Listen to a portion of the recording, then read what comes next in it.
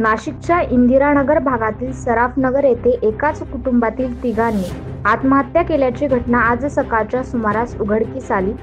विजय साहाणे, पत्नी ज्ञानेश्वरी साहाणे आणि मुलगी अनन्या साहाणे असा आत्महत्या केलेल्या तिघांची नावे आहेत।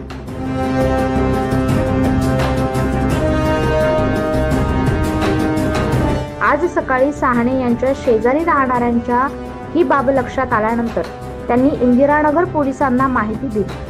विजय साहाणे आणि ज्ञानेश्वरी साहाणे हे एका कंपनीत काम करत असल्याची प्राथमिक माहिती समजते।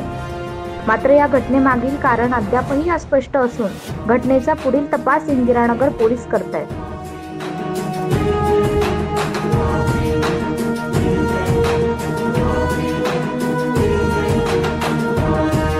मॅन न्यूज महाराष्ट्रासाठी प्रतिनिधी नितीन चव्हाण।